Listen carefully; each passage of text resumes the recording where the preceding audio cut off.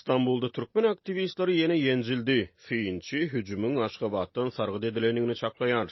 11-nji oktýabrda agşam saat 8 töwereklerini Oğuzlaryň bilim we medeniýet boýunça hyzmatdaşlyk jemgyýeti guramasynyň Stambuldaky edara jaýyndan çykyp barýan türkmenler nätanış adamlaryň hüjümine sebäp boldy. Bu barada insan hukuklaryny goraýjy Türkmen Helsinki fondu we memorial guramasy beýanat çap etdi. Türkmen Helsinki gaznasyna görä hüjümne iki aktivist hemde gurama baran bir mehman ýezir çekdi. Raýat aktivisti Aziz Mamedow ýüzüne agyr zarb aldy, burnu döwüldi. Jemgyýetiň ýolbaşçysy Nur Muhammed Anaýewiň çepeli şikayetlerini, onuň içinde telefonu we dokumentlary bolan sumkasy alındy. Ýezir çeken 3-nji pida kellesinden agyr şikayet alypdyr. Onuň kellesine agyr predmet bilen urulypdyr. İnsan hukuklaryny goraýjy guramalar bu jenaýetin polisiýa tarapyndan hasaba alynandygyny hemde ýezir çekenlere lukmançylyk kömeginiň berilendigini aýdýarlar. Beýanata görä aktivistler hüjümçileriň birini 1 awgustda Stambulda türkmen demonstrantçylaryna hüjüm eden toporyň bir agzasyna meňzedýär. Ýatdasyk 1 awgustda türkmen aktivistleri Türkmenistanyň Stambuldaky konsulhanasynyň öňünde protest aksiýasyny geçirmäge synanşanlaryna näbelli adamlar tarapyndan urulyp ýenjildiler. Aktivistler bu gedek hüjümçiniň eline bir metal predmetiň bolandygyny aýdýarlar. Galy berse de beýanata görä hüjüme sebäp bolan Nur Muhammed Anaýew Ýewropada howpsuzlyk we hyzmatdaşlyk guramasynyň Demokratik institutlar we adam hukuklary boýunça edarasynyň geçirjek çäresine gatnaşmak üçin 14-15 oktýabrda Warşawa sapar edip bu şäherde türkmen hökümetini tanqidlamagy planlaşdyrýan ekeni. Aktivistler edilen hüjümler türkmen rejiminiň türk häkimetlerinden Türkiýede ýaşaýan öz raýatlaryna basyş edilmeginiň öwedine Türkiýe geňeşe goşulmagy razyçylyk bildirýänligi barada habarlaryň gowuşýan wagtlaryna gabat gelýär.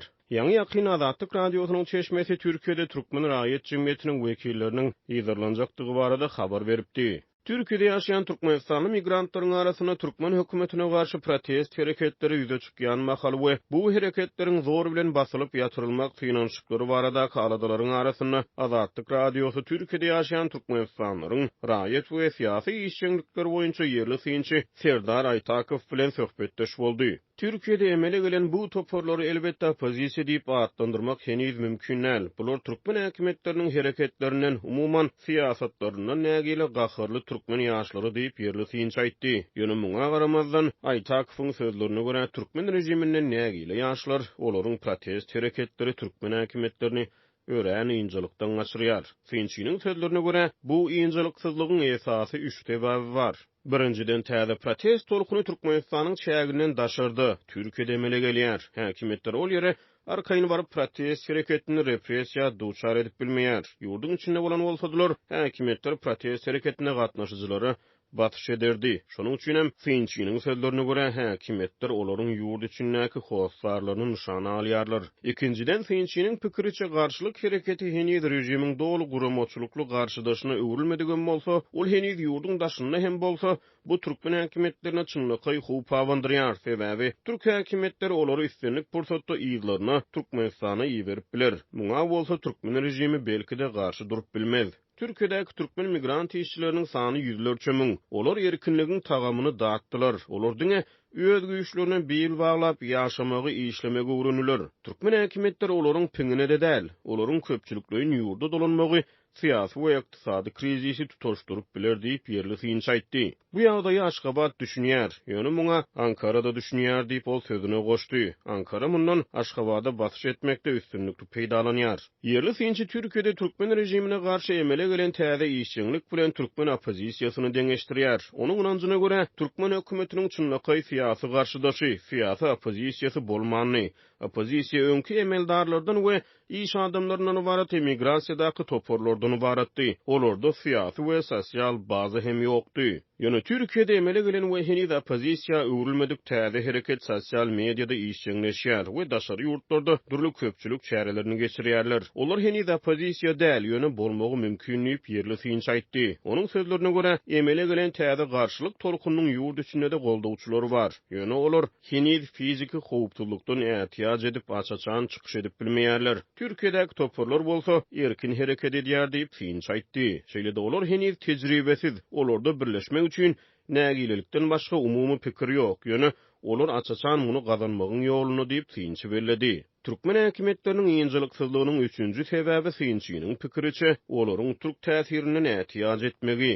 Synçynyň ynanjyna görä türkmen häkimetleri ýurda dolanjak migrantlaryň türk täsirini wekilçilik etmek ähtimallygynyň hemde mundan Türkiýanyň peýdalanmak mümkinçiliginden alada galýarlar. Aytakowyň sözlerine görä migrantlaryň arasynda ýam türk ýörüýti gullukları bilen hyzmatdaşlyk etmekde ýa-da türk bähbitlerine hyzmat etmekde guman edilýän adamlar bar. Häkimetleriň 10 adama gözegçilik etmäge, olary üdüňeleşdirmäge, türmäge basmaga ýagdaý ýok. Beýlik tarapdan häkimetler halk bilen işleşmek islemeýär. Ýöne has korkunçy olaryň halk bilen işleşmäge ukyby ýok. Şonuň üçin konflikt gutulgusuz.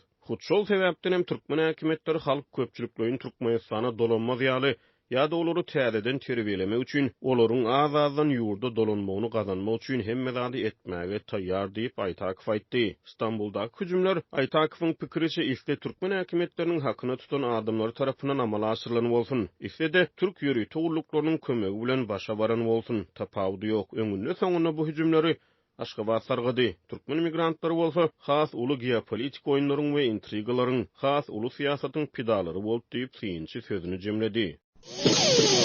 Türkmenistanyň durly künjeklerinde ozoldan hem azlyk etmeýändigi aýdylýan köçe pary horlugynyň geriminden bu günler has hem müjdeýändigi bellenilýär.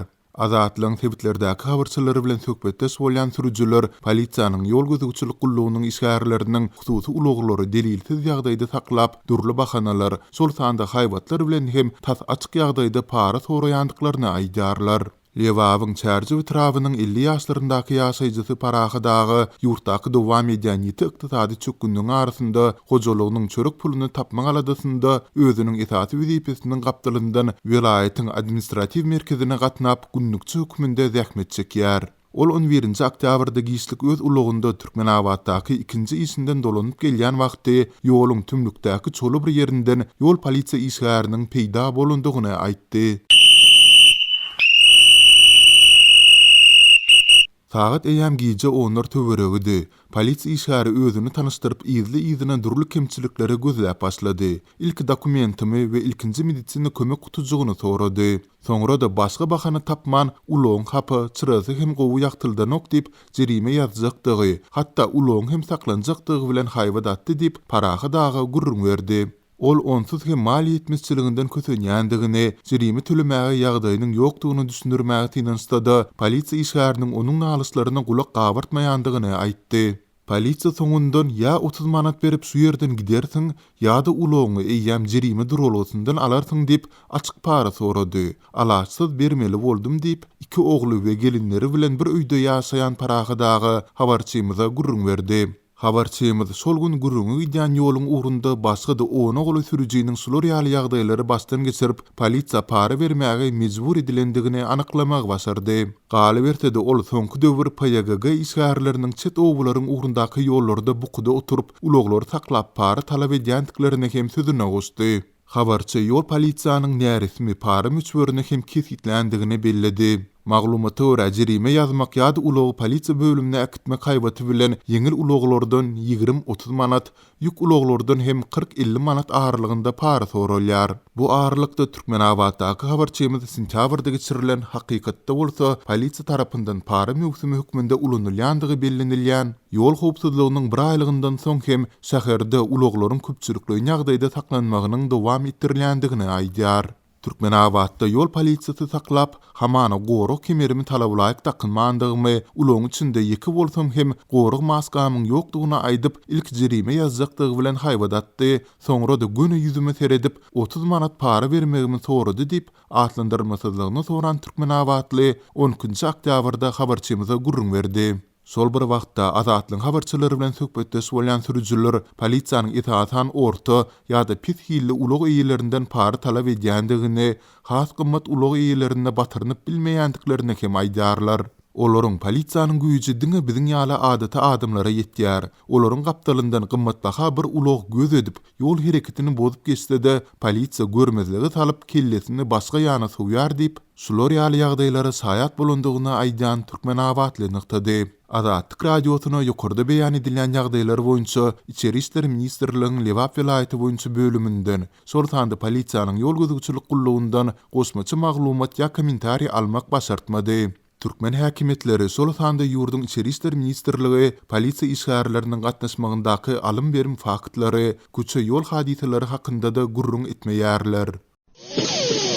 Türkmenistanda geçen ay ýol hereketiniň howpsuzlygy, ömrümiziň rahatlygy ady bilen geçen bir aýlygyň şeýle-de soňky hepdeleriň dowamynda durly bahanalar, şol sanda ulagyň kiçi enjamlarynyň hemerinkiniň goýdugy sebäpli polisiýanyň jerime durulasyna eltilen ulaglar eýem ençimi hepdelap eýelerine gowşurulmaýar. Polisiýa munyň üçin ortaça aýlyk derejesinden hem aşy mukdarda pul soraýar. Bu ağırlykda sürüjileriň polisiýanyň eden etdirligi diýip häsiýetlendirýän hereketleri boýunça yerli idaralary şol sanda prokuratura eden arş şikaýetleriniň hem jogapsyz galýandygy bellenilýär.